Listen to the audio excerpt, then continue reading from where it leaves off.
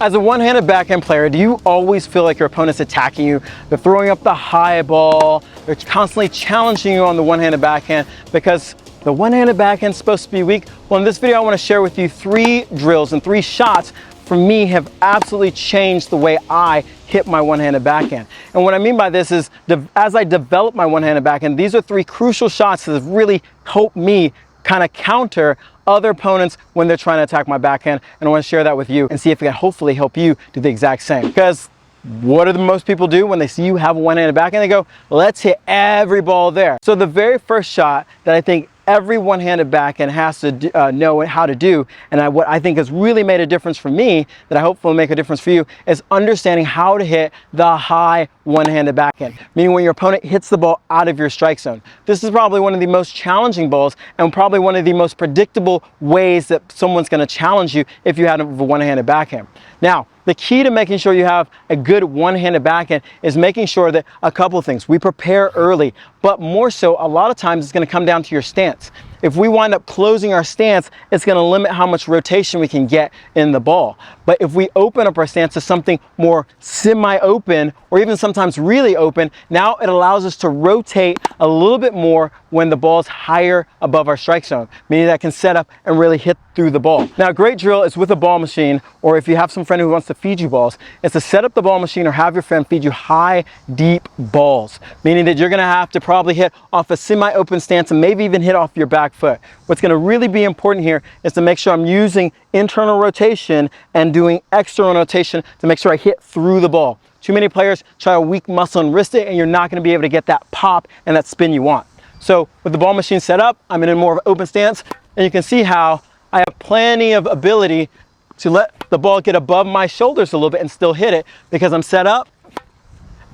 And with the internal to external rotation, this really allows me to hit a strong shot and shut down any attacks your opponent might have by hitting this ball. This is a crucial shot. I recommend you practice it all the time because when I got this shot down for me, it's a huge difference because they were like, oh, hitting a high backhand doesn't affect them. I better try something different. The next shot that I really focused on that made a huge difference for me is having a solid change of direction. So many times when we're learning to hit a one-handed backhand, we get really good at just hitting the ball cross court.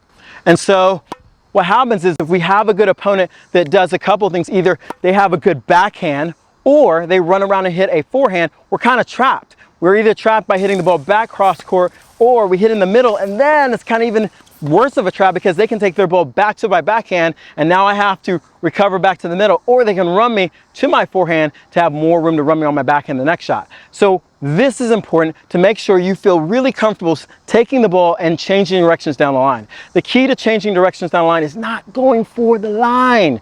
Okay, we want plenty of space. Actually, if you go closer to the line, you're actually creating more of an angle for your opponent to run you off the court. So that's why you want to almost aim right, not exactly here, but the line here in this location and probably halfway between the service line and baseline. By doing that, you protect yourself against the angle. And so what that's going to look like is having the ball machine or a friend set you up where you're just focusing on a solid change of direction. And right now I'm not moving.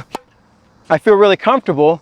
And what you can do is add a little movement to your shot. So what I mean is I will have the ball machine feed just a little bit wider, and now I'm going to run a little bit, and you can see how that's almost in the middle, which is totally fine because that'll protect me against hitting the angle. Notice how I'm not over hitting the shot, and that's still a good shot.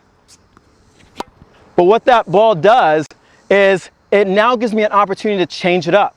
Instead of getting stuck on the backhand side, I can actually make my opponent take more risks because when they're on their forehand side, there's now a little bit of space over here and a lot more space over there, meaning that they're going to take more risk coming back to my backhand, and the court's shorter where they're going to probably maybe decide to go to my forehand, which, hey, I want them to do that, or at least change it up. And this is why this shot's been an absolute game changer for me playing, and I think it'll be a game changer for you too. The final shot that I think has made a huge difference for me on my one-handed backhand is attacking by taking my one-handed backhand on the rise with topspin.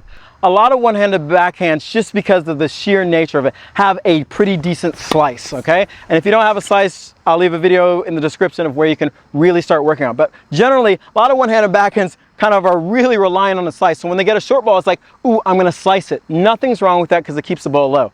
But another level is really learning to step up to the ball and actually hit a topspin on the rise shot. What this does is it changes up the game plan, meaning that your opponent constantly sees you maybe hitting a slice or you don't feel really strong with the shot. You can both put pressure on with topspin, pushing them back and attacking the ball, but then you can also every once in a while mix it up. And the more your opponent has to think about the shots you have to hit and worry about a variety of shots, they can't just sit there and wait for the same shot. And this is why this shot has been a huge difference for when I'm playing matches. And so the key to doing or getting up to the shot is make sure you get up to the shot while you're being prepared. So when I get the ball, I'm gonna come out with my racket prepared. So when I get up to the ball, all I'm gonna do is shift my weight forward and then start my swing. What I don't want to do is run with the racket here, get there, and then have to do my entire swing. It's going to take too long. So setting up a ball machine to give you a short ball is great practice for this, and making sure you're trying to take the ball in your strike zone. The key to taking your strike zone is going to be really making sure that you get up there early. So you can see how I didn't even get up to that one early enough. I'm going to let that one pass. I got to get up there a little bit earlier, and that's the ball I want to hit.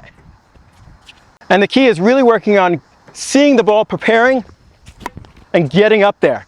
What we want to try to avoid is getting or letting the ball get too high. So I want to get up there, get it. On a lot of these, you're noticing that I'm having to do a little bit of a front foot hop because I want to let the ball get above the net, but not above my shoulders. These three drills have been an absolute game changer for me as a one-handed backhand player, and I know if you do it, it'll be a huge game changer for you, so make sure you check it out. Now, if you're having trouble with your one-handed backhand, I have a video right here that's gonna show you the one-handed backhand simplified, making sure it covers the essential things that have really made a difference with my backhand. I hope it'll make a difference for your backhand too.